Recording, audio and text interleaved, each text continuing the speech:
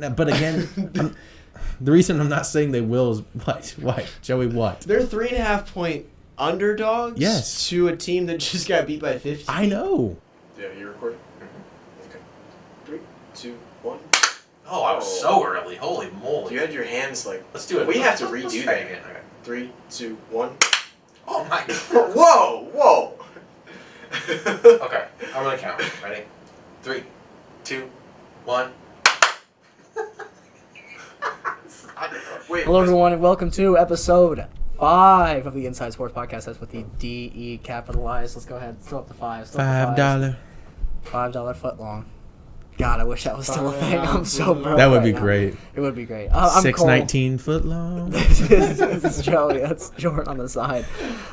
Thanks so much for joining us for episode 5. We're going to kick you off with some dogs at the vet. Soccer. Lost to Drake, who is they're a pretty talented team. Yes. Right? And then they also lost at Northern Iowa. Got blown out in the game. 0-3. So we currently sit at 1-6-3 in the Missouri Valley.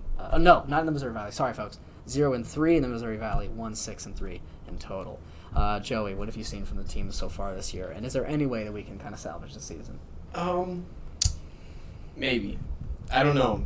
I don't want to confidently say anything about this team anymore, to be honest. But it's a lot of... Wow. Jeez. I don't mean to be Shots rough, fired. but- Not really. Okay, the one thing I will say, I don't know if you guys happen to see Mackenzie Bunch's goal. Oh, was yeah? like a Sports Center top Yeah. 10 play, basically, Yeah. from like 45 yards out. Pretty awesome. That was pretty wild. So she's been one of the bright spots on this offense so far. It's been kind of struggling this year. But sadly, of these two games that we played, that was the only goal that was scored, which is probably in like the 1% probability to be scored, which is insane too. Versus Drake, we nearly matched their shots on goal for 5 I have here, but UNI in the second half, it wasn't close. They got 14 shots total in the second half. So it's seeming to be a pattern here where we start better. I wouldn't say fast is the right word. And then we kind of slow down towards the end. So I don't know if there's any way to continue that in the second half this year. Also, something I mentioned here, we have had 3 yellow cards this week. I don't know if that's a sign that we're being a little bit more aggressive, but I kind of like the idea of trying to be a little bit more aggressive. Yeah. Jay Cruz, would you agree with that? You think being more aggressive is a good thing? Well, yeah, especially when you're on a team that I don't want to keep bashing him. Has a little less talent than the other teams in the, just on paper, a little less talent than the other teams in the Missouri Valley Conference. Still a building program. At the end of the day, it's what they always say. It's not about the dog and the fight. It's about the fight and the dog, right? Sure. I think that's more fitting here. I'm more familiar with the bark and the bite, but that one did work. Whatever, it works. Yeah. Regardless, that's what it's about. It's about grinding teams out and really imposing your will just with effort. That's really all you can do at this point when you're so outmatched at times, and that's what they've done, like you mentioned. But it probably won't lead to too many wins, unfortunately. Yeah. Now we do have home versus the preseason last place slated team, and we're on the road at Illinois State, who also was near the bottom of the pack. So who knows? Maybe we can scrape 2 wins out here soon. Let's be optimistic. Volleyball went 1-1 this past weekend to open up conference play with a very, very good win against UIC, and then they lost to Valparaiso. Surprisingly, we were swept in that game, and this is a team that we have been really, really high on. We sit at 9-4, but we're only 1-1 in the Missouri Valley. Jay Cruz, tell me what you've seen from the volleyball team. More of the same, unfortunately, is what I've seen, and that's a good and a bad thing. The good thing is that we beat a couple teams we're not supposed to beat, like UIC, who's a really, really good team. You mentioned 11-5. They're 2-1 in the Valley. But then we go against Valpo, and it seems like this has been a recurring theme over these last now season and a half or so, where whenever we do face a team that might be more talented than us on paper, it's just clear from the beginning that we're not going to be competitive. And unfortunately, we weren't in that Valparaiso game. So I would like to see this team against better teams that might have certain advantages over them in conference. At least win a couple sets, because then when you face these teams again in a potential conference tournament, you have confidence that, okay, we may have lost to them, but at least we got a couple sets on them. We know where we can attack them. So that's something I really, really want to see. Yeah, and then Joey, right, we talk about, we're almost in this, I always call it the Indianapolis Colts syndrome, where we beat everybody who's a little bit worse than us, but we lose everybody that's better than us. Interesting. Do you think that is kind of how the season is, or do you think that this is the season? Do you still have hope that this is the season where we kind of go over that mark? I do. I think this is the season where we come over that mark. I have written here in bold and underline, a win on Friday would mean that this is the fastest Saluki volleyball team in the past decade to get to 10 wins. Even like the 2012 team that went like 25, I think they got like 25 wins or something like that. Yeah. But this is a very, very good start and unprecedented in the past 10 years for the Saluki volleyball program. I think the win against UIC is just extremely encouraging too, because they're winning these close games, or close sets per se. The first two sets against them was, I believe it was 28-26 they won, and then the second one was 26-24s, and then we lost the third set 26-24. So the whole time that was as close as a 4-set game as you could have, and to come out on top of that one, that's just terrific with this team. Yeah. Awesome. And so they have games against Friday night versus Evansville and then Saturday night versus Indiana State. Both of those are at home. And then next week they kind of bounce right back with a game against Monday night at Missouri State. And so we do expect a win in all of those games because these are teams that are struggling. Evansville 6-7, Indiana State's 2-10, and Missouri State's 6-8. So hopefully we can gain some momentum here quickly. One more thing too with that is like we just kind of had like a somber tone talking about the team. It's not like the season's over or whatever, but they did get swept again. And like I mentioned, it seems like there's certain games when when it's clear that they're outmatched, they just kind of fold, right? But that's not necessarily. But I don't mean that as a bad thing, because the expectations have now changed for this team, and that's a great thing because coming where they came from, 5 wins just a couple seasons ago, and we're 9-4, complaining about losing a game to a pretty good Valparaiso team. I mean, that just shows how far this program has come, and I think they can be a lot better. Right, you're absolutely right. And so, on that note, we're going to move on to football. Not a whole lot to say this week because they were on a bye week after some very, very, honestly, 3 just super impressive wins to start. I mean, I'm happy with our first game against Austin Peay. That's what was expected. We blew them out. And then we go to NIU, win that game, and then we just beat SEMO in an awesome comeback victory. And now we've got a little bit of time to regroup, a little bit more time to kind of look at who we are as a program, look at who we are as a team, and see, right, where do we go from here? We sit at number 10 in the FCS polls. We're currently 3-0, and now we have a home game against Missouri State for this as family weekend. So any Saluki fans that are coming down to see their students who are currently attending, definitely pop out to the football game. It'll be a fun time. Heck yeah. I always really enjoy it. I will. My mom will be here. Really? Yeah. Mrs. My mom will Bernard. be here. Mrs. Peters. Sorry. I know she's Sorry, Mrs. Bernard. I'm so sorry. Mrs. Peters. Mrs. Peters. Okay, but I meant like, guys, let's stay okay. Let's stay football. Okay. Let's stay football. Mrs. Peters, I'm very sorry. That being said, Jay Cruz, we should beat a Missouri State team that's no longer led by Bobby Petrino, correct? Correct. Yes, and A&M offensive coordinator Bobby Petrino. I would like to see us blow somebody out, because these last couple of games, while they both were victories, it was clear from the beginning that we were the better team, and due to whether it was getting conservative with the play calling, whether it was fumbles in the SEMO game, it was clear we were the better team, but we weren't able to play clean, basically. I want to see a clean game from this team, even if we don't. I'm not asking to beat them by like 30 or beat them by 40, because again, it's a conference game, a team who's beaten us a healthy amount over the last decade or so. But I would like to see us play a clean game where we keep the ball on our side of the field, or on their side of the field, not make those big turnovers, once we get into the red zone and things like that. JB, do you think it's... Sorry. I never called JB. Wow. I just want to test something new out there. Joey B. Some call him Joe Shiesty even. Point is, Sheesh. this is a team, right, that Jay Cruz talks a lot about. And we've seen this, at least during my time here, where it seems like we're a little loose. And I think that Nick Hill has a very, very good relationship with the players that he has on staff. Do you think there's a chance that they're maybe a little too loosey-goosey? Because I think that when you have a program, right, especially in football, it's so important to be strict on certain things as a football coach, right? I mean, Bill Belichick, Andy Reid are both guys who are hard-nosed, and their teams don't get a lot of penalties for it. Well, you see that even though the Dolphins are very, very good this year, they do struggle with penalties. because that they kind of have this lackadaisical coach in Mike McDaniel. And I'm not making any claims about Nick Hill here. I'm not. But that being said, do you think that maybe there needs to be a little tightening up on the mistakes that we've seen from this SIU football team? Without a doubt, definitely. And that also brings up just a question of you hear it in the pros all the time. After coming off of a bye week, are bye weeks really even better for a team in general? Now, like some people like it for the rest, of course, that's the obvious reason. But the downside, of course, is just getting out of that momentum of going week to week. You know, just having a weekend off, are you able to get back into that mindset coming back the next weekend? And, I mean, we'll certainly find out with this team against Missouri State, but we as fans can do this and kind of look ahead in the schedule. Is it crazy to say that we're going to start 6-0? Like, I don't think it's that nuts. It's not crazy, but I mean, it's tough. It'll be tough. Given the last couple of years, I would Right. wait to talk about that. Right. Exactly. Not saying we shouldn't win these games. We should win these games. We should. But okay, coach and the players cannot look ahead, but we can. right, for the sake of From what we've seen so far, I don't see why we wouldn't be 6-0. That also. I don't either. We should be. So what's the point you're trying to get to here? Well, I mean, we play Missouri State.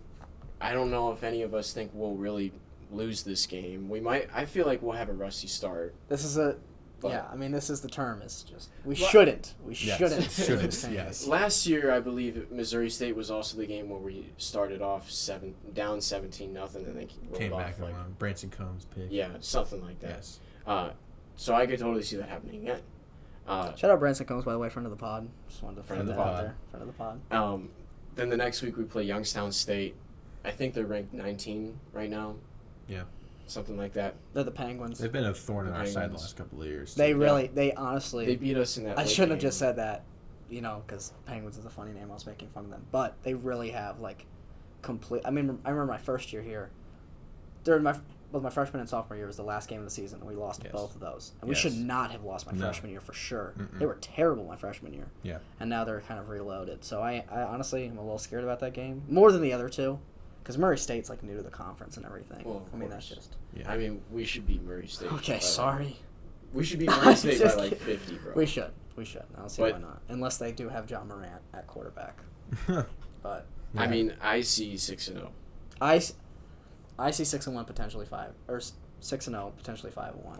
And then we do have to play South Dakota State for our homecoming, which is going to be a tough one. So that's why I think that's why going at least 5-1, if not 6-0, is key, because the back end of the schedule gets a lot more difficult, for sure. Don't we also play North Dakota State this year too? If we do, it's there. Yeah. So, And in Fargo, yeesh. and late with a heavily throwing team. Yeah. Might get rough for us. We're pretty lucky to have South Dakota here for homecoming. Yeah. Right. That'll be a great game. Yeah. It will be. All right. Well, that's all for Dogs at the Vet, folks. We're going to go ahead and talk about some college football with old Jay Cruz. Joey, get on out of here. Oh, my God. Up here, please. Okay, thank you. Jay Cruz. Jay Cruz, how are you today? I'm great. I'm doing fantastic. Your Buckeyes, they got the win over the Irish, Dang which right we both they called. We both called. Give me some. Yeah. Give me some. Yep. Let's go. And so I went 2-2. You can see the record right there. It's now 10-6. But I'm proud of where we're at so far in the season. As you should be. Not only am I currently winning our NFL one, but I'm winning our college football one as well. Don't worry about it. I'm not playing just against myself. That's not how it works. All right, let's move on to this next week. Folks, we got a Friday night game. Hopefully this comes out before the game on Friday, but it should. It will. I don't see why it I can guarantee it will. So we have number 10 Utah at number 19 Oregon State. Jay Cruz, give me your thoughts on this game before I go ahead and Would pick. you like my thoughts or a stat first? Let's you go. have options here. That's what's great about this stat pod. Let's go with right now. I'm gonna go with stat. Give me stat first. Stat. Well, the spread god is I want to start calling him the spread god. Kyle Whittingham at Utah. It doesn't matter home or road. He is the spread god. Since he got to Utah in 2005, he's the best in the entire Pac-12 in his career as a road underdog, and they are underdogs in this game, despite the fact that the Beavers lost last week 2-1. And Utah really dominated UCLA. Yeah, especially defensively. I mean, Dante Moore looked like a freshman. Right. Like you would expect a freshman to be in his first start on the road at Utah. Now, is Cam Rising playing in this game? because he's been questionable for about 4 weeks. I feel now. like when you pick this game, you have to kind of. I don't know. I wouldn't assume he is. Here's what I'll you say, have to assume though. both ways, I guess. Here's what I'll say: Utah looks good without Cam Rising. They do. In fact, Utah looks really good. The without kid, Cam Rising. what they're doing is what Bama told us they were going to do at the beginning of the year. Right. Grounded, because they got Nate Johnson, the QB. Got at Nate Utah. Johnson. He's doing everything that people thought Bama was going to do this year. Ground and pound, just milk the clock, murder. They call it murder ball. Mm-hmm. Murder ball. Bama, built by Bama. Texas runs up and down the field on us. Anyway, continue. No, I mean, I think that, shout out to Texas, who we had mentioned. Shout out. Because Jaquindon Jackson was a Texas third-string quarterback, transfers to Utah, they move him to running back, and he's honestly been doing pretty good as their backup backer. Yeah. I think in this one, I'm just going to go, like we talked about, as you call him, spread god, I'm going to go ahead and pick Utah. I do think that Oregon State at home, Friday night, that's something there. Yeah. And it makes me really want to pick Oregon State because I don't think Oregon State's bad at all. Yeah. And this could be the one game a year that Utah does lose. They're not supposed to lose. That being said, I'd rather just be wrong on this one before picking against Utah because honestly, I think this is one of the most solid Utah teams in a very, very long time. I know it's weird to say with how they've been playing the past couple of years, but man, like when I watch them, like they just have their stuff down. Yeah. No mistakes, play ball. Next game, this one scares me, J. Cruz. J. Cruz, I'm not going to lie. We talked about this last week. J. Cruz, This may be the second best team in the Big 12 that your Longhorns are facing. It is. I'm telling you, I've watched a lot of Big 12 football. This is the second best team. More than Oklahoma, who you play next week? Yes, and that's why this is also a trap game. Interesting. Now thank God we are in Austin. Thank God. If we were at, why can't I think of this right now? Thank you, Lawrence. Yeah. If we were in Lawrence, I would be deathly afraid. But we are in Texas. I think we understand our opponent right now. We understand this is a big game, especially leading up to Oklahoma, right? Let's get things right. So that being said, I'm still going to pick Texas. I think Texas is really... I had a really awesome moment the other day, J. Cruz. Do you want to hear what my moment was? I would love to hear about your Texas moment. I was watching the Texas and Baylor game, and Quinn Ewers dropped back. And I should make this clear. I was watching Ohio State Notre Dame a little bit more than I was watching Texas Baylor. Sorry to all those Longhorn fans out there that I know listen to the show. Right. But I gotta pay attention. Yeah, it was the biggest game of the week. Exactly. That being said, shout out Lou Holtz. Shout out Lou Holtz. Love Lou Holtz. We'll get into that whole thing we can get into later. That later. But I think Quinn Ewers dropped back to pass. Jordan Whittington had a slant somewhat over the middle. It was between it was like on the left hash, and he dropped back and he threw it. And I wasn't scared when he let go of the ball. I thought that he would put it right on target to Jordan Whittington, and he did. And that's the first time I felt that in a very long time because Quinn is he's so sporadic and, whoa, I'm going to do all this. Yeah. But no, just to see him drop back, right on the money, had to happen. And then the rest of that game, the little that I watched of it, every time Quinn Ewers dropped back, I wasn't like, oh God, what's coming? And that's the first time I haven't had that. Yeah. So I feel confident in Texas. Texas's defense, I'm personally going to say it right now, I think it's the best in the country. Like at every position, they have studs. Yeah. Freshman Anthony Hill, their backers are good. Gosh, if only we had Demarion Overshown with this team. I mean, we'd be absolutely unstoppable. That would be incredible. Let's move on to the SEC. Oh, wait. I do have stat. I keep on It's rushing. Okay. It's folks. okay. Guys, I'm still rusty. I should have reminded you. Season 2, Episode 5. Lance Leipold, head coach of Kansas, been incredible for Kansas. Best coach at Kansas, I don't know if ever. I'd be shocked if he doesn't get a new job after this. Yeah, definitely. But he is 7-3-1, which is good for 70% against the spread after a win, which they haven't had too many of those at Kansas. And he got hired in 2021. So 11 wins since 2021. That's not that bad at a program like that. Absolutely. So basically, after they win, he keeps them rolling. So you got to give credit to him there. Mm-hmm. I mean, you don't think they upset Texas, do you? No, but I do. I agree with your thing about it being a close game because it's a trap game, right? It's right in between Texas's first road game and the game against Oklahoma next week, and Oklahoma might be the most confusing team in the nation right now. They looked bad against Cincinnati. They didn't look great. They didn't look great against SMU. And either. Cincinnati's not good. Cincinnati lost to Miami and Ohio. I mean, I would love to see Kansas put up a fight and lose this game, and then see these two teams meet up again in the Big 12 championship. I doubt that'll happen because I think K-State's pretty good too. They are led by Will Howard. But yeah, I would take Texas in this one. Let's go LSU at Ole Miss. I don't really care a whole lot about this game personally. Can I give you a I stat? really want to hear this because I'm going back and forth between these two. Now, I think I may have used the same stat last week when Ole Miss played Bama, and it was correct last week.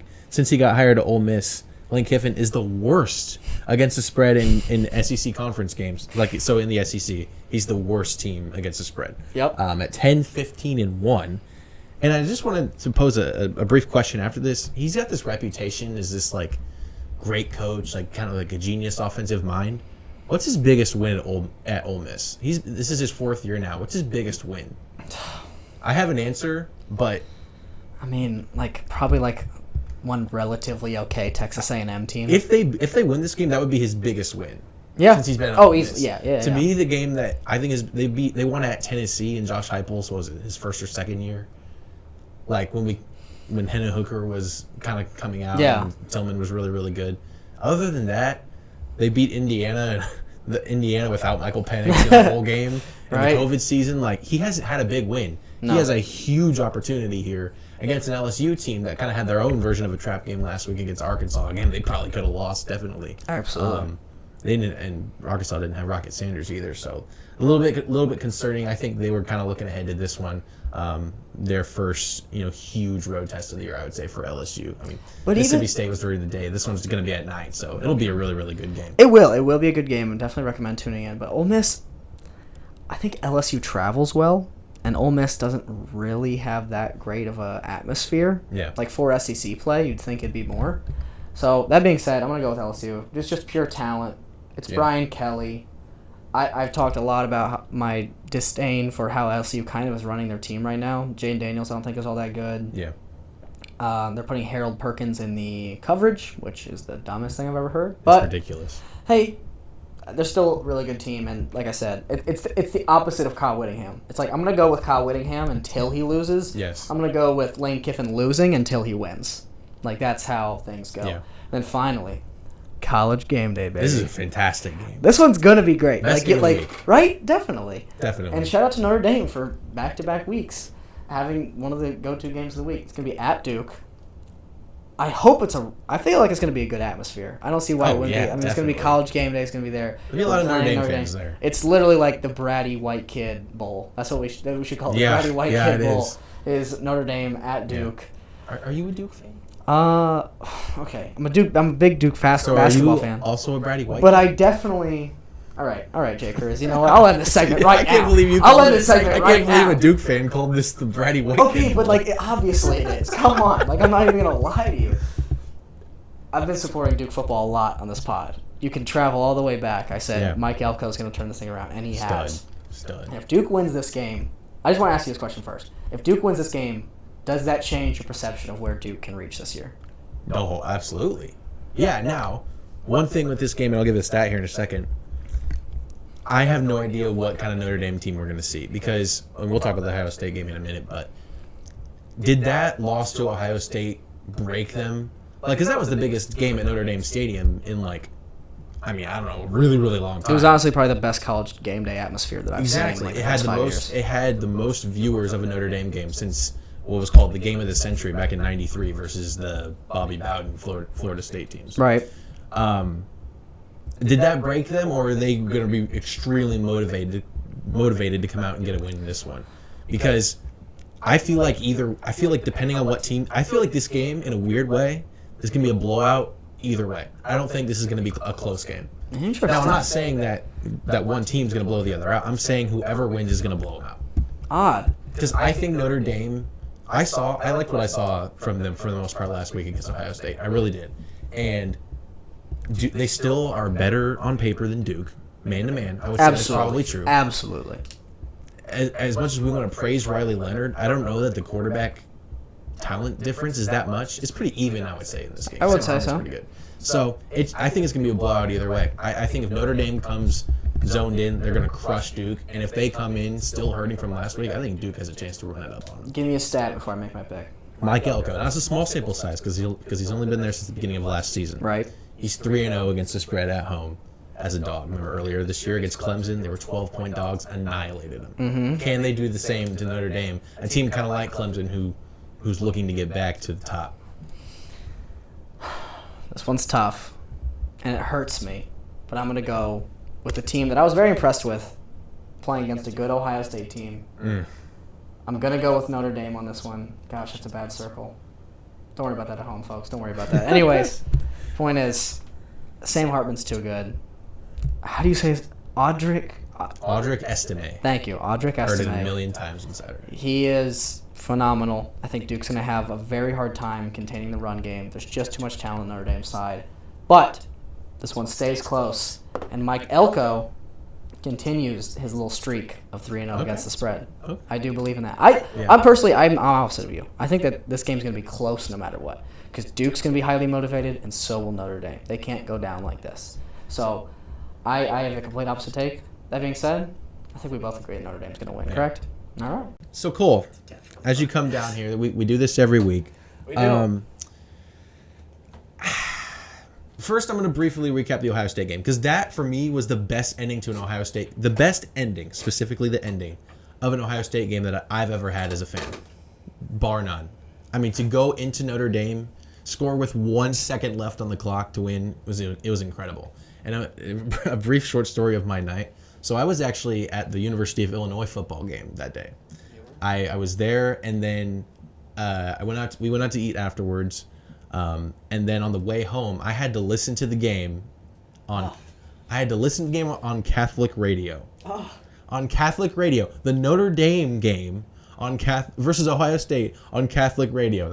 I'm not saying anything about anyone. I'm just saying that the fact that I had, as an Ohio State fan, to listen to a Notre Dame game on the Catholic radio station, and the announcers were just so biased in Notre Dame. That's really the point of saying that it's Catholic radio, is that the announcers were so biased in Notre Dame. And it was on NBC, which is like the Notre Dame network. Like, they were advertising it everywhere. They're wearing the green jerseys. Ian Eagle's son has no excitement anytime Ohio State does anything. Everything was against Ohio State that night. And for them to go in there and win like that, oh my gosh. And the last thing I'll say, there's this narrative that Notre Dame was the better team and they should have won, but they had a couple missed opportunities, acting like Ohio State also wasn't on the 1 yard line and didn't score early in the game. Emeka Egbuka, one that we were really looking forward to him getting a touchdown, drops a touchdown. That is a 14-point swing right there. Right. That Ohio State didn't get. Notre Dame's missed opportunities were 4th and 1s from like the 40-yard line that they just got stuffed by a tough football team, as Ryan Day said. So, yeah, shout out Lou Holtz. Shout out Lou Holtz again, but it's like we got Ryan Day in the studio, right? But yeah, it was a great win, and I love it. And I think Kyle McCord grew up that incredible throw down to the goal line to Egbuka, incredible. He did what he did. Last thing I'll say, what he did in that game was something that C.J. Stroud didn't do until the Georgia game. It took C.J. Stroud 2 seasons to like carry the team on his back and show that toughness. Kyle McCord showed it in his 4th start of the season. Right. On the road at Notre Dame, down by 4. It was incredible. So the question I've got for you this week, right? I'm sure you're a smart guy like me. We're both smart up here. Mm-hmm. We probably don't put too much. Shame we have our other co-host. Yeah. Continue. He's smart too. Come on, don't. JB, smart guy. You suck. He just gave us the peace sign. He did. We both probably don't put too much stock into preseason rankings, right? Like preseason polls in college football. No. You don't think they matter? So what would your right now, Cole Daly, give me the top 5 teams in college football so far this season. Ooh. Who are your top 5 teams? Love this. Who would you rank top 5 right now? Am I ranking this in terms of like teams with quality wins? Rank it however you want to rank it. Okay. I'm going to go with, I have belief in Georgia 1.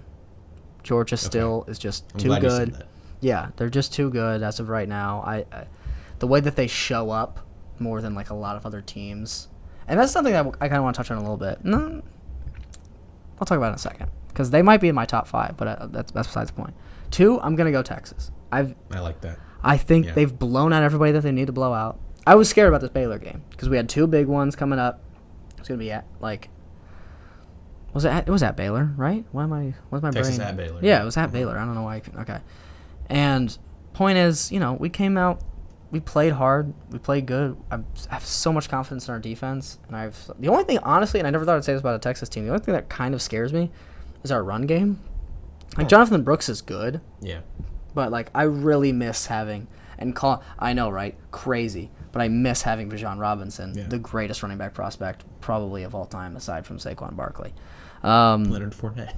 No, stop it. Well, at the time he was. When he came out of college, he was. Whatever. But like even like if randomly like Roshan Johnson decided to stay an extra year, Right. oh my!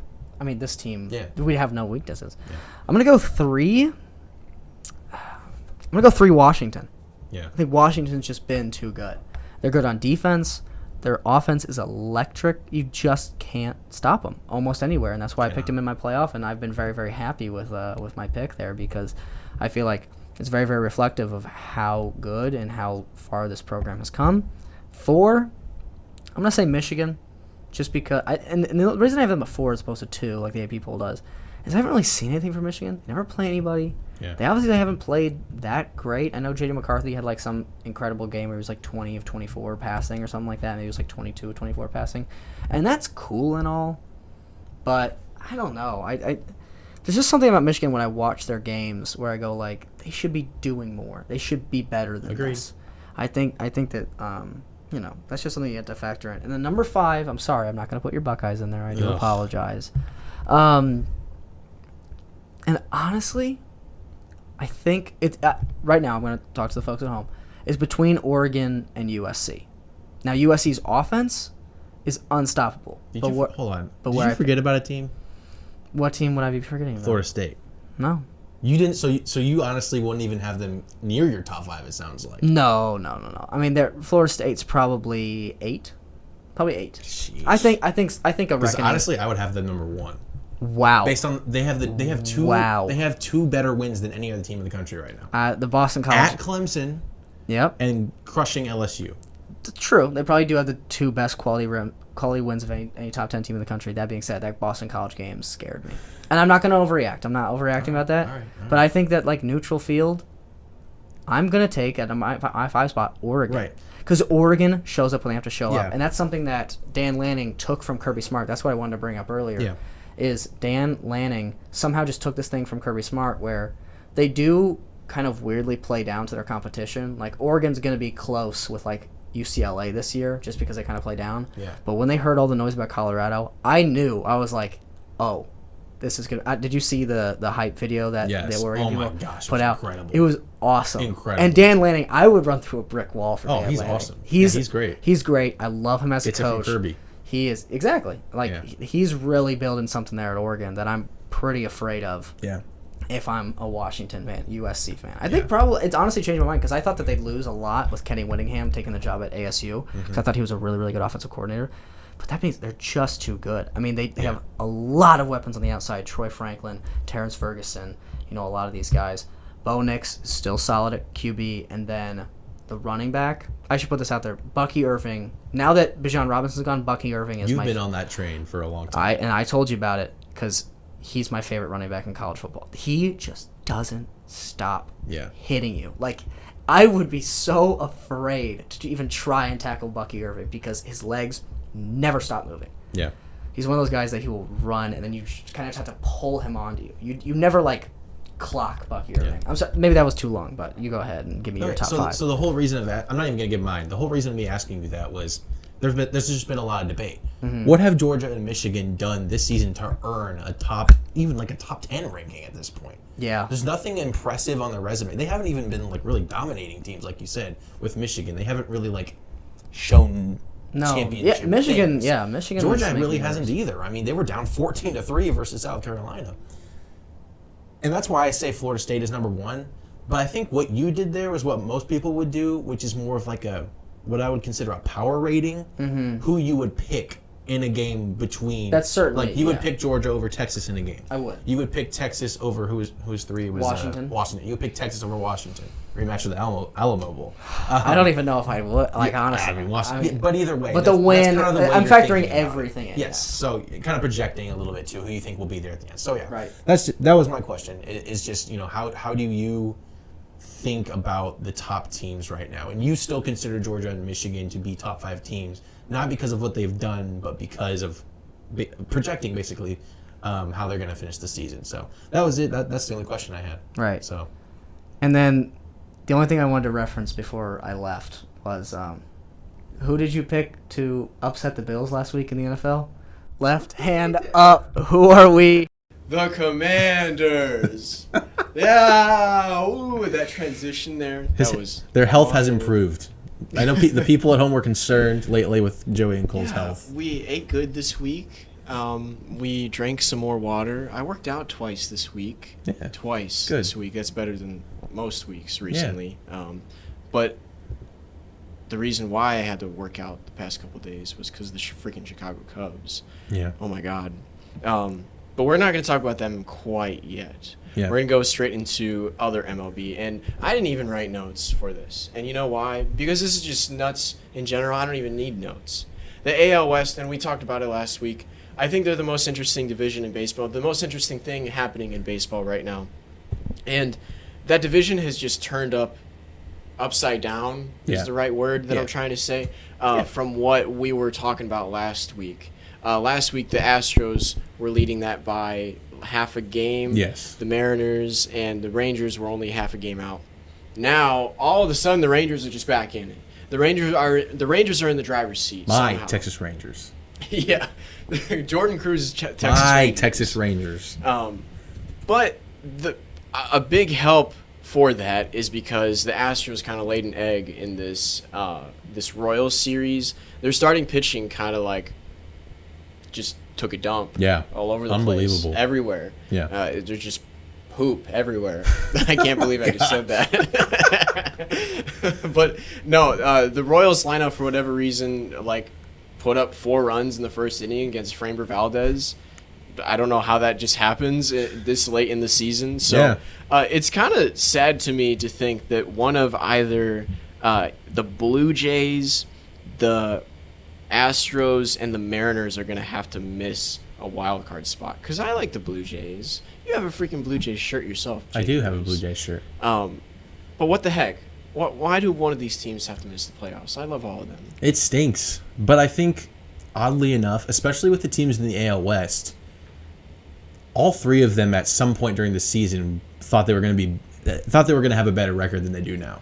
Like the Rangers were rolling beginning of the season, and now they're still probably going to win 90+ games, but at one point in the year it looked like they were almost going to reach 100. The Astros too, just their expectations every year is to get close to 100 wins and be the 1 seed, right? And then the Mariners, with how hot they were getting, I mean, the sky was the limit for them, but them kind of less so than the Rangers and Astros. But I think you get what I'm saying. So, yeah, it stinks that one of these teams is going to have to miss. Who I would prefer to miss, obviously the Astros, but the Trash-Stros, who are, I don't know if we've talked about this, they are still cheating. They're cheating. I think they're still cheating. Somehow, in some way, they're still cheating, even though PitchCom is, I don't know. But, yeah. The freaking series that they're playing right now, they're about to play the rubber match tonight in about 2 hours from the recording of this podcast against the Mariners that will decide that series. What a series that's been. What a series. The Mariners took it yesterday. Astros took game 1. But, oh my God, the Mariners, let's see. The Mariners won yesterday 6-2. Astros won 5-1 the day before that. But yeah, what a series in Seattle for a team that Jordan Cruz. Jordan's watching the freaking Marlins game over there. It just ended, actually. It just ended. Okay. Yeah. We might have some breaking news about if the Cubs have a better chance at the playoffs. Yeah. Their magic number. But anyways, that race is just very, very interesting right now. And teams are starting to clinch even more than what we were talking about last week. With the Cubs' crazy loss last night, and we'll get more into that later, the Brewers have clinched the division. They clinched a wild card spot a couple days ago. And then the Rays clinched a playoff spot. And then I think we mentioned the Twins already clinched last week. So yeah, they already clinched last week. But at this point right now, do you think the Rangers are going to clinch that AL West spot? I do, except they do have 4 games against the Mariners this weekend, so it can really turn on its head quickly. But given the way that things are going right now, their lineup is back to what it should be. I mean, they're hitting the crap out of the ball. The pitching, oddly enough, despite all the injuries to DeGrom and Scherzer, have actually been pretty good lately, overall, I would say. So, yeah, I'm pretty confident the Rangers are going to pull this one out. I honestly think they could, if they just all they need to do is like not get swept by the Mariners this weekend, and they pretty much have it in the bag. Take care of the Angels, and then obviously go from there. So I'm pretty confident with the Rangers. I'm so happy that they bounced back because they had a pretty rough stretch heading into this month, and with all the injuries, we weren't sure where the good pitching was going to come from. But Jordan Montgomery, former Cardinal, stepped up really, really big. Eovaldi's been getting better since he came off the IL, but still not great. Dane Dunning, John Gray. I mean, that's a pretty good. That's six guys if you count Scherzer and DeGrom that they've been able to pitch this year. So they've got a lot of depth, and I think even with the injuries, I still think they're going to be a force to be reckoned with in the playoffs. And I just have to say sorry because I severely underrated Jordan Montgomery and John Gray, guys like those, this past week in this really deep playoff race between these three teams. What the heck? The Astros, they just severely underperformed. I already mentioned them a little bit, but like I just would have expected them to kind of walk away with this division, especially earlier in the season. But even last week when I mentioned, I just thought they were going to end up winning it, and they just plain laid an egg against the Royals. I wonder what Astros fans are thinking right now when they lay an egg against the Royals like that. Oh yeah, definitely, and it couldn't come at a worse time. It kind of reminded me of the Cubs, unfortunately, and like playing worse teams, like the Pirates, for example, and not only losing a series like the Cubs did, but getting swept.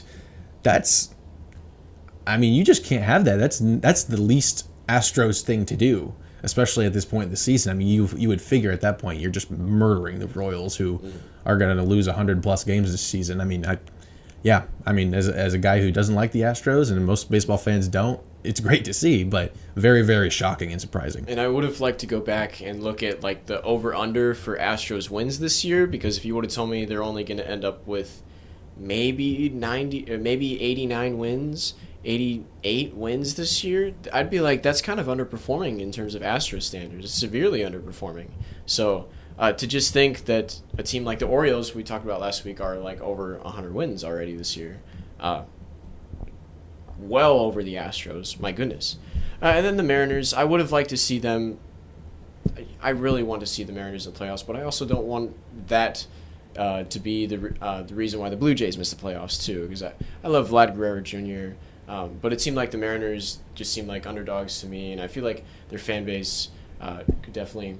Well, they did make the playoffs last year. I forgot about last week again. Yeah. But anyways, that division, just wild, just insane. MLB playoffs, insane in general. And I believe last night the Phillies clinched a playoff spot. Yes, they did. And they're most likely going to lock in that 4 spot pretty soon. So. Oh, yeah, totally. I think, without a doubt, they're one of the scariest teams heading into this playoff season. Or right now, I would not want the Cubs to face them, like we mentioned a couple weeks ago. Absolutely. Now, last night's Cubs game was one of the most. I don't even know how to describe that loss. It was just so sad. But I think we're getting. I don't know if we is the right answer, but the Twitterverse is getting a little. There's a lot more hatred against Seiya Suzuki than I think there should have been after a loss like that last night. I mean, he's been one of the best hitters in baseball this past month or two. Increasing his slug by over 100 points. So I just think that is just a huge overreaction, and he went 2 for 4 yesterday.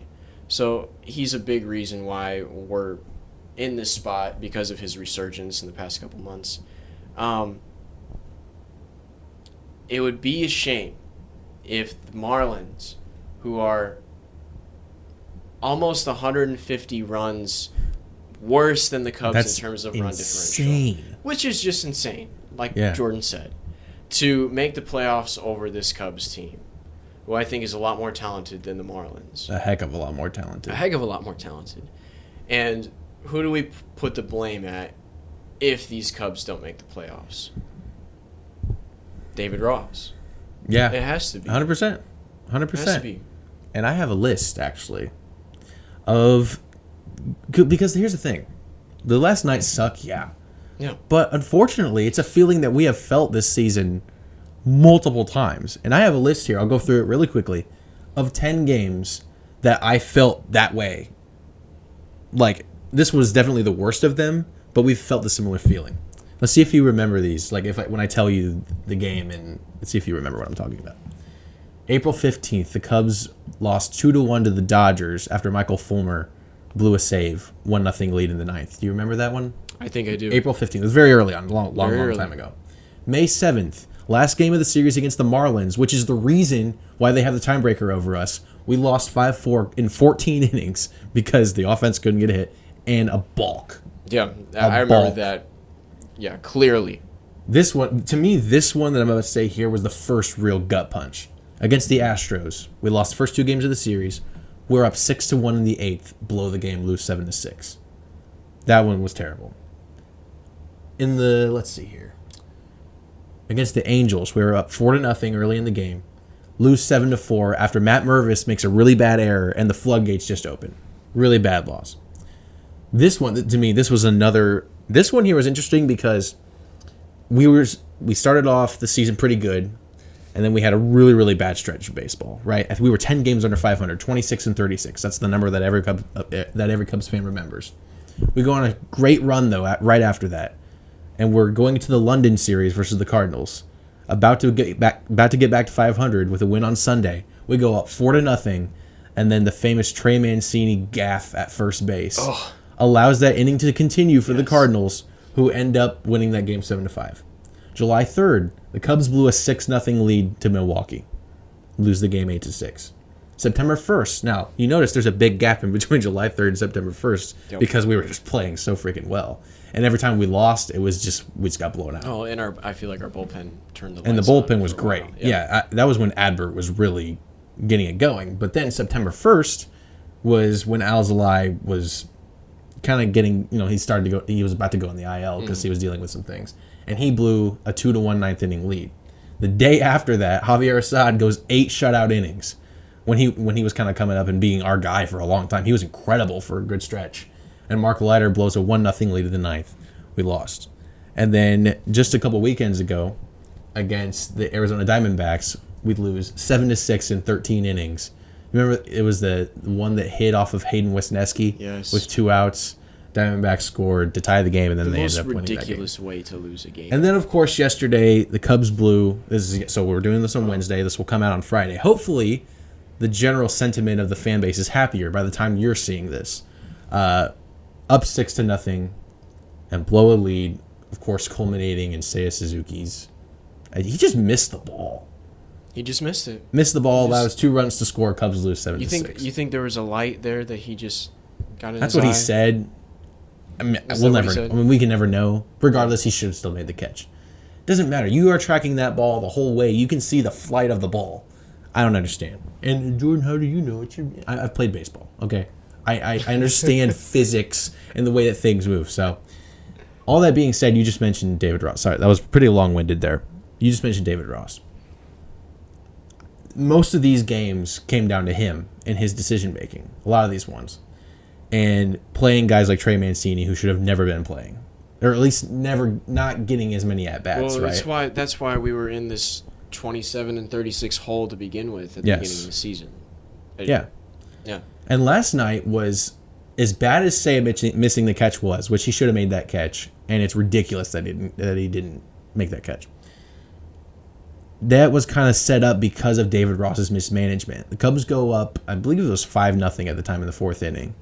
Mike Tauchman takes a walk, and he puts in PCA, which it's way too early to take a guy out in the 4th inning anyway. But if you're going to do that, stay consistent. Because then in the 8th inning, Yan Gomes, clutchest player of all time, gets a base hit. We're up 6-5 in the 8th inning. And Miles Mastroboni, who's basically been Rod Carew lately, hitting like Luis Arias. That's a better example. Like just spraying the ball all over the field. He's hitting .417 since July 1st. 3 for 3 on the night, and he bunts with him. And Yan Gomes gets thrown out at second. That inning's basically over. And then right after that, takes out PCA. And it's Wisdom. And now your best defensive center fielder, the dude who's he's probably already one of the best defensive center fielders in the game. You take him out, and of course, what happens in the bottom of the inning? Bellinger, who is also a Gold Glove center fielder, but probably not as fast as PCA, who probably could have gotten there and called Suzuki off, because that's the thing about baseball. It's the center fielder's ball. It's always the center fielder's ball. They have authority over every other fielder. PCA probably would have ran over and caught that inning over. I mean, those are just the little things that, like, if you're going to sub a guy out in the 4th inning for defense, why would you take him out in the part of the game where defense matters the most? Doesn't make sense, David. It really doesn't. And he's been hitting Ian Happ third all year, too. Well, we've talked about that a lot. So. I will say, I agree with most of what you're saying, but I do think that I mean, it's fairly obvious that was Suzuki's ball to catch. Yeah. I don't know if we're just trying to make excuses for Seiya by saying that PCA catches that ball. No, Seiya still should have caught the ball. Like, right. It was either or. I just feel like in that moment, if PCA was in the game, he's faster. Like, either one would have been able to catch it. I mean, it was literally right in the middle of them. Mm-hmm. It's just whoever calls it, right? I feel like PCA, because he's faster than Bellinger, would have been able to get there and probably make the catch. Totally. So, I mean, Bellinger could have too, but the fact that Seiya called it, that is his ball. He should have easily made the catch. And there's been a pattern, and you mentioned it. There's been a pattern of like subbing guys in way too early in games for just absolutely no reason. Why start them in the first place if you're going to have to use a substitute later on? And you burn a bench guy too. Yeah, it's just dumb. It's just plain dumb. I'm sorry, David Ross.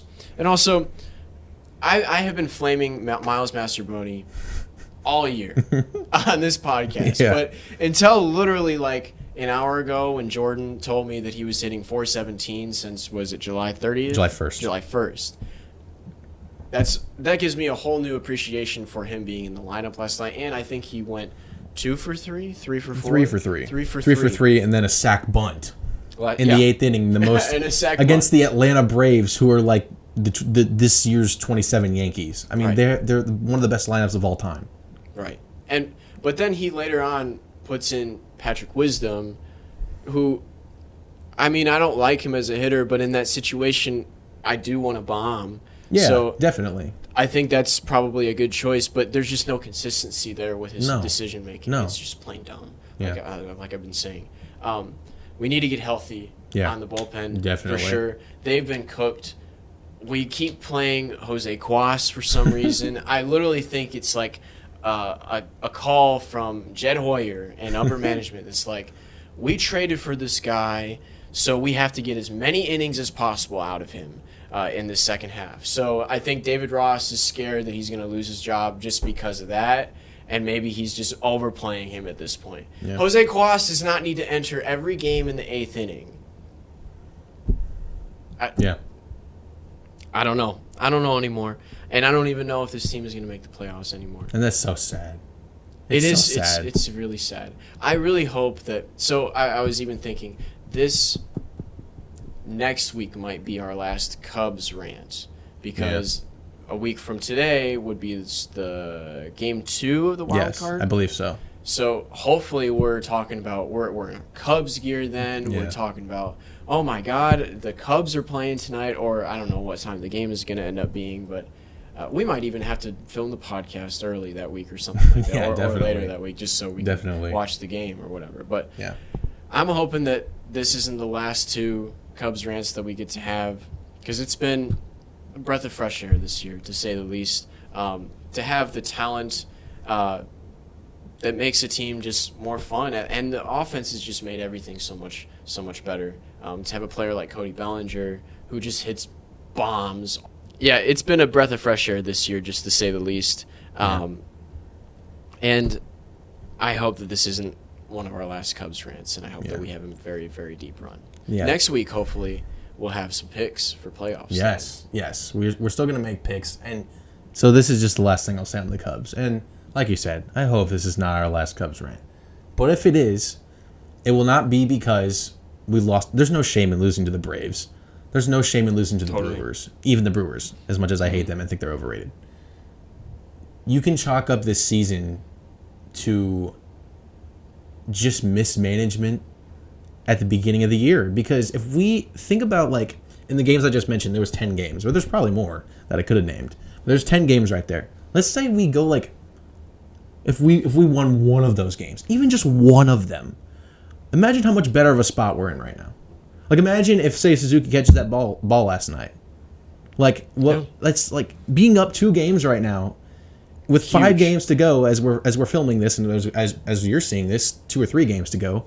Like, imagine how much better of a spot we'd be in. Just those little things. And even then, that would still be pathetic to lose 9 games like that. Yeah. But the fact that there's been 10 games like that is just, it's ridiculous. And they're not all on David.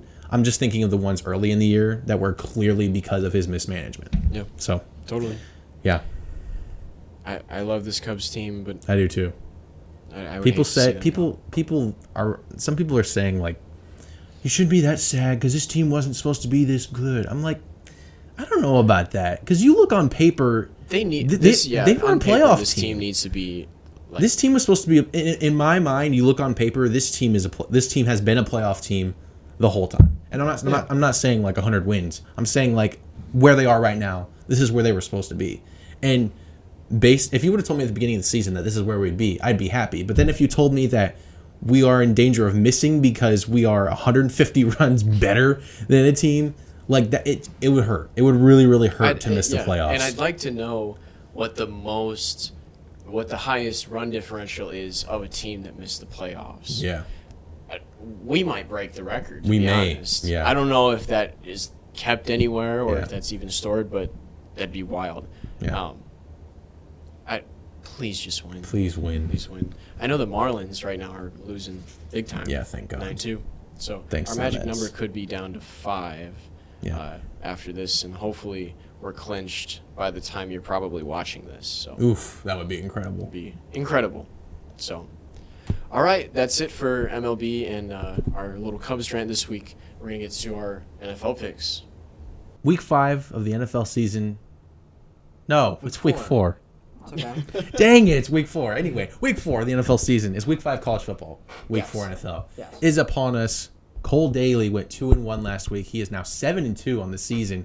Good for a 77% CCP. Joey Bernard 6-3. Him and I both went 1-2 last week. I probably had the most embarrassing pick of the week, picking the Commanders to beat the Bills. Left hand up. Who We are are the we? Commanders, but Commanders. they were terrible. That's gonna come back at the end of the year pod when we reminisce about our worst picks. Yes. Oh yeah. Thank God neither of us picked the Broncos over the Dolphins, because that would have been terrible. That was real bad. I mean, 70 points. 70. That's yeah, insane. It's nuts. I thought it was a typo when I first saw it. It's ridiculous. Shout out to anyone who had Raheem Mostert or Devon A-Chain on their fantasy teams and actually started them.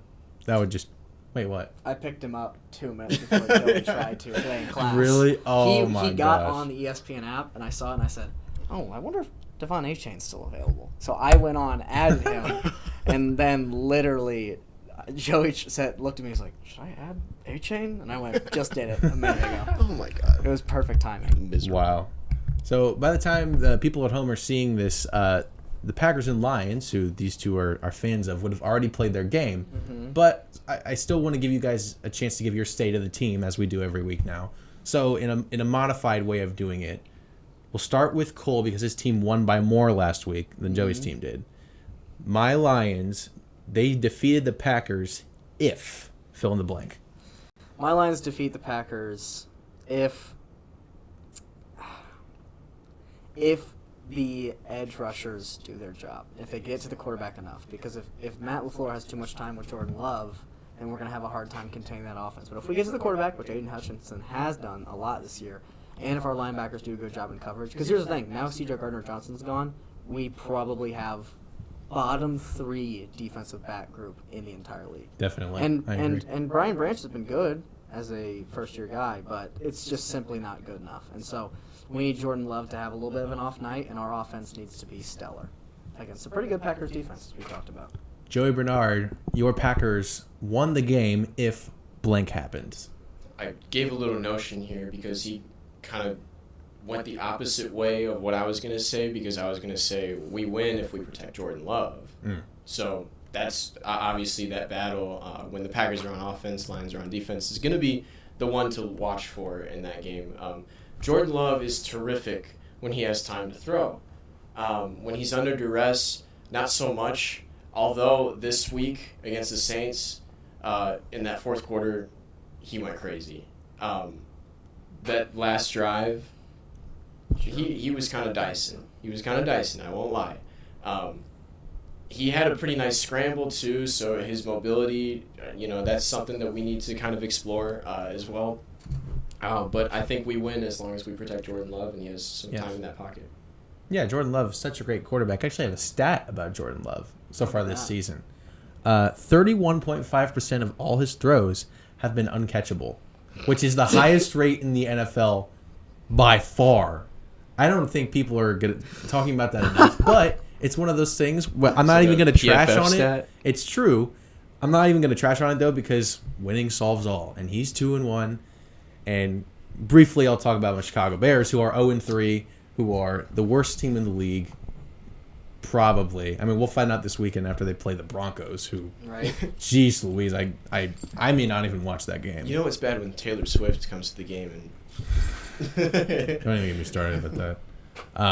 Yeah, that was the most watched game of the last week, and everyone had to see how awful the Because of Bears Justin are. Fields. There are like 10 million age 10 to 17-year-old girls who just watched their first football game, and they're going to always associate the Bears with being freaking terrible, That's perfect. which they are. And reasons for such, I mean, what can I say that hasn't already been said at this point? The fact that our defensive coordinator resigned for reasons that we all know now. I'm not even going to say them on the pod. I mean, our defense, the Chiefs could have done what the Dolphins did to the Broncos if they wanted to. I mean, that game was 41-0 before you knew it, early in the third quarter. That was disgusting. It was a disgusting game. The defense is worse than the offense, in my opinion, honestly. Like, that defense has literally no juice. You can't even point to, well, yeah, but Justin has his legs, and he made a couple of good plays on Sunday with his legs and made a really, really good throw to DJ Moore that he dropped that basically ended any chance of a comeback in that game early on. But, yeah, the defense is lifeless. Justin looks like he doesn't want to be there right now. And do you really blame him? Honestly. You're still, on Justin's side. I still with this like stuff? him. I really, really like Justin. I'm going to come out as a Justin defender because I think we all know deep down that if he was on the 49ers right now, they'd be unstoppable. I think they would be. I mean, we may never know. But We may never know. We may never know. But I think, you know where I think he could end up if the Bears don't keep him? And it would make all the sense in the world. The Atlanta Falcons. Oh, boy. He's from Georgia. He is. He always said when he wanted to get drafted by either them or the Panthers because he wanted to stay closer to home. Right? Desmond Ridder sucks. Desmond Ritter's terrible. Imagine a rushing offense with Bijan, Tyler Algier, and then you throw Justin Fields. Are you kidding me? Yeah. That's a darn near Super Bowl contender It's right an there. incredible triple option. So I just don't think Justin wants to be there. Running backs. Yeah, three great running backs. What games this week, Jordan? Anyway, I'm done talking about the Bears. If they lose this weekend, in a weird way, if they beat the Broncos this weekend, that game against the Commanders on Thursday night could be a narrative-defining game. Because if they somehow go up and beat if they can, I'm serious when I say this. This is going to sound stupid. They can win these next two games. I think they can win. I'm not saying they will. I think they can win these next two games, and if they do that. But again, the reason I'm not saying they will is what? Joey, what? They're 3.5-point underdogs. Yes. To a team that just got beat by 50. I know. It's pathetic. It's bad. If they somehow win on Sunday, that game on Thursday against the Commanders, where everyone and their dog will be watching because it's the Amazon Prime game, that can change the narrative of the season and maybe give them a little bit of momentum for the rest of the year. But as of this moment, I don't know if Justin wants to be there. I doubt he wants to be there. Luke Getsy is a clown. He's trying to make him into Aaron Rodgers. When Luke Getsy was the Packers QB coach, how much coaching of Aaron Rodgers do you think he did? Probably zero. And for some reason, the Bears thought, Aaron Rodgers QB coach would be great as an offensive coordinator. No, what? No. Anyway, What games are this week? Bucks at Saints. Baker Mayfield looked awful on Monday night versus the Eagles. Now it is the Eagles. It's the Eagles. But the Bucks, I don't really know what to think about them right now. I mean, they won two pretty close games to start the season, and then the Eagles just trounced them. Do they bounce back against the Saints, who blew a 17-point lead to the Packers last week? And is Derek Carr playing? No, he won't be. Oh, almost definitely not. I'm changing my pick then. Oh. No. Do you not believe in Jameis Winston? He's the reason they lost that game to the Packers. I mean, He is not great. he's not very good. He did okay. I'm gonna look up the spread in this were game. the only reason they lost was should've because won they that missed game. that field goal. They should have won that game. He led it. times. He led a Yeah. game-winning drive. So, I like Jameis. The Saints are still favored in this game. Okay, so I'm sticking with the Saints. I'm going Saints. We're all going Saints here. I mean, We're all he going just Saints. says Okay. it was Saints. Bounce back. I think that New Orleans, all these games will. Nah, I don't want to say it yet. Okay, That's the all second time I've done this pod, but there's something similar about all of these 3 games, which is Yeah. why I'm kind of sticking on the same side, if you will. Yeah. So I'm gonna go Saints. I'm confident. Now I'm just curious what's similar about these 3 Well, games. You're about to find out. Yes, I'll Exactly. find out. You'll find out this next game. Bound to be a great one. Dolphins, Bills. The Bills had a really rough week 1, but they've bounced back really nicely these last couple of weeks, dominating the Raiders and the Commanders. Dolphins, of course, put 70 up. I mean, they have the chance to be kind of like the Atlanta Braves of NFL, just the best offense we've ever seen with Tyreek Hill. Waddle was even out last week, so when he comes back, just imagine how much more lethal they will be. Tua looks really, really comfortable. Joey, we'll start with you. Dolphins, Bills. Who are you going with? Well, if this is the week for the Dolphins to just kind of lay an egg, I think this would be the week. I'm not saying they're going to, but the Bills' defense, they've only given up, I think they had, a 17 points per game allowed last year, and then I think the year before it was, less than 20 as well. So just historically, these past couple of years, the Bills' defense has been terrific. Now, I'm not saying they're going to keep them under 20 points, but I think it'll be enough for their offense to do some good stuff on their defense. So The Bills look really good after bouncing back. I'm gonna go with the. Right now, it's tough because the Dolphins look spectacular, but they've got to lose one eventually, and this is gonna be a tough one. It's pretty tough to start. What is week? It's week 4, right? Yeah, week 4. Week 4. Yeah. It's pretty tough to start 4-0, especially in that division. So I'm gonna go with Bills as well. Yeah. I'm also going to go Bills. We've all picked the same for the first couple of games. Hopefully both of these teams don't lose. It really is just kind of somebody's got to stuff the Dolphins at some point. Right. And I think the Bills are a team that can do it. And I think this is going to be an interesting game because if the Bills are able to pull this out, their stock goes all the way back up to where it was the beginning of the year. Which is bad. Which for you the think Bills. is bad. And I would agree. I think the Bills play best. They've shown when people are doubting them. Yeah. And when people are high on them like they were against the Jets, especially after Aaron Rodgers gets hurt and they blow that's when they've been playing bad. Exactly. Final game of the week, we're still staying in the AFC East here with the New England Patriots coming off their win over the Jets. A lot of Patriots talk this year. A lot of Patriots talk. They've had a lot of good games early on. They have. Ugly game against the Jets. Yep. But you kind of expected. The Jets defense is still really, really good. They play with a lot of fire. Zach Wilson is still the worst quarterback maybe in NFL history. But the New England Patriots travel to face the Dallas Cowboys, a team that lost to the Cardinals.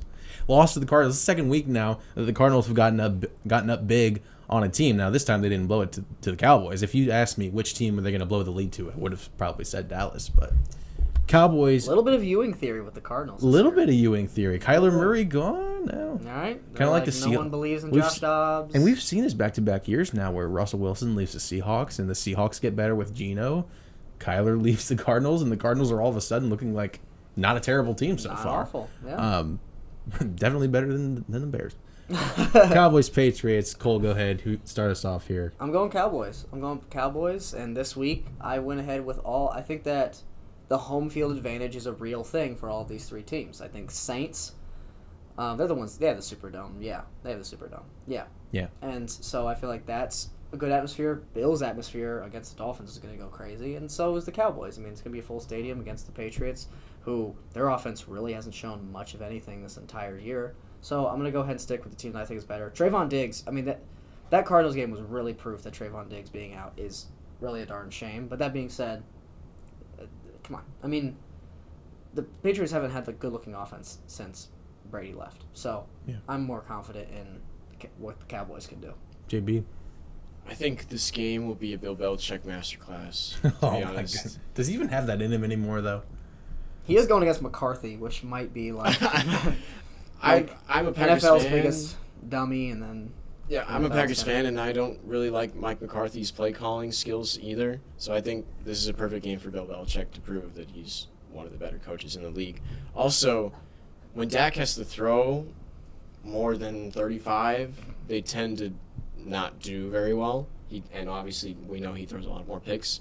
So I think the Patriots defensive backs are going to be able to force him to have to make more throws late in the game. Patriots win. I think their run game helps them as well. With Ramondre Stevenson, they got Zeke too. So. They do have Zeke. He's a shell of what he used to be. Yeah. Zeke revenge game. Yeah, I didn't even think about that angle. That's going to be interesting. He's probably going to get stuff thrown at him by Cowboys fans. Yeah, he gets 22 yards rushing that game. Yes. That'll be crazy. And probably 2 touchdowns. Yeah, probably. Maybe. Yeah. So just to recap, Bucks at Saints, we're all going Saints. Same with Dolphins at Bills. We're all going Bills, which is probably the only podcast on the planet besides a Bills podcast that's going all Bills this week against the mighty Dolphins. And then the only game we have different on here is the Patriots for Joey B over the Cowboys. So it's going to be a fun week 4 of NFL football. Really, really excited. Hopefully I can climb back up in the standings a little bit because I am now 3 games behind Cole. But long season. You have the same picks. And we have the same picks this week. So I guess if you go up, I go up. So I guess I'm just going to try to catch Joey this week. So. Right. One of these weeks you're just going to have to choose exactly the opposite of Cole just to try to catch up. Yes. Mm-hmm. Exactly. It's good to start out fresh. And so, as we had our palette always with, what did we learn this week? Jay Cruz, what did you learn? I learned that the Ohio State University is the greatest college football program of all time. This is unbelievable. Now, I already knew that before this week. But Cole, okay, now to be serious a little bit. Okay. Cole, last week, you and I talked about how week 4 of the college football season was a big inflection point for a lot of the teams that have been dominating the sport recently, like Alabama, Clemson, Ohio State, right? Mm-hmm. Bama's not Bama anymore. Would you say? Would you agree? No, but keep going. Clemson's definitely not Clemson anymore. Yeah, Clemson's not Clemson. Ohio State is the only team, and you can go back and look at this. I encourage everyone. There's a cool website out there. They don't sponsor us. They're called Wincipedia.com. It's like Wikipedia, but Winsipedia. And it shows a graph of teams' wins over the seasons, right? Ohio State is the only program in history that has never had like a downturn ever. And it's crazy to say that, but they haven't. What's considered a downturn? Like how many wins? Like where you go under 500 a couple times before getting back up. Like Alabama did that. I mean, you remember Nick Saban's first year. Oh, yeah. They're really, really bad. They weren't that good. Clemson they've been a pretty good program. But especially like when Dabo started, they weren't very good. Georgia was, the kings of choking for a really, really long time. So either way, Ohio State's the only program that's been up for a really, really long time. And just to comment on what Ryan Day said after the game, I don't think it's as much as, and I've heard a couple people say this, it's not as much about going after Lou Holtz. It's just about the fact that over the last couple of years, people have said that Ohio State's soft. And I think they proved on Saturday, as ugly as it was, Notre Dame is a really, really good team with NFL offensive linemen, especially on the tackle positions. Joe Alt and Fisher. Do you know his first name?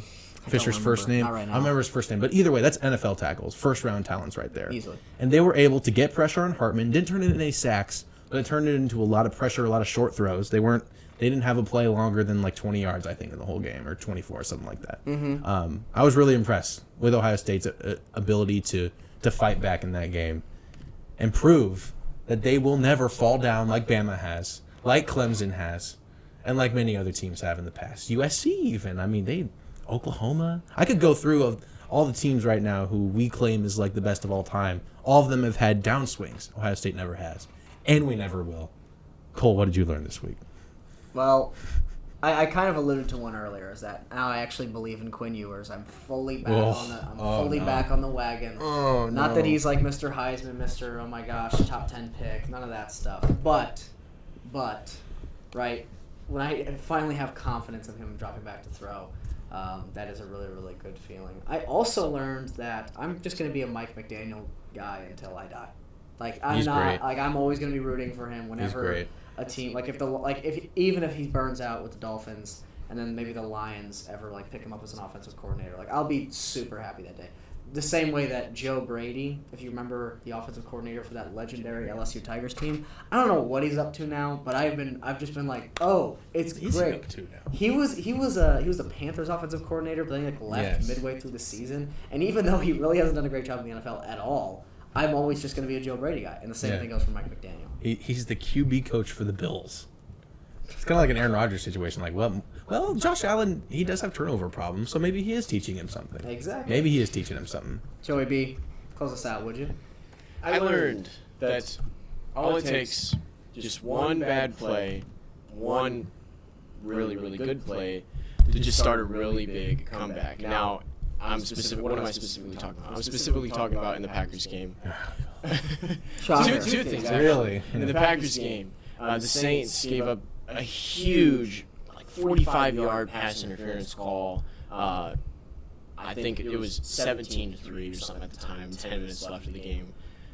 That started their comeback at that point. They had another really big pass interference right after that, and then their confidence got low, of course, and then they gave up a touchdown not 3 minutes later. Cubs game last night, they gave up a 3-run, 6th inning.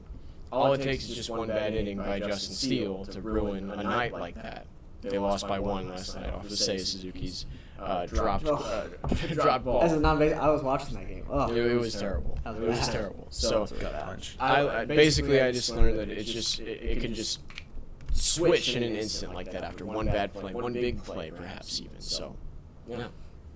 Alrighty, folks. Well, this is the conclusion to Season 2, Episode 5. This has been Cole, George to my right, and Joey B's to my left. We called him 8 different names today, so whatever you folks at home want to call him. Joey B, JB, Joe Shiesty, I even threw out You there. can just call me Justin Bieber. Oh, look at that. And so, with that note, folks, please be sure to like this on Spotify and be sure to follow us there. And then on YouTube, if you could please subscribe and hit the bell notification and also give us a like there as well. We would very much appreciate that. What are you smirking at me for? You nailed that. No, you nailed that. It's tough. I It's was- tough to I'm remember impressed. each weekend, folks. That's why I look up, because it's tough to remember each time. It's written on the ceiling. That's right. And for any of you that are curious, maybe you guys are new listeners to the show, and you're like, well, the DE's capitalized. That'll help, right? Oh, it is DE capitalized. In case you didn't I know. completely forgot. Right? Exactly. So thank you so much for joining us. You all have a great rest of your day.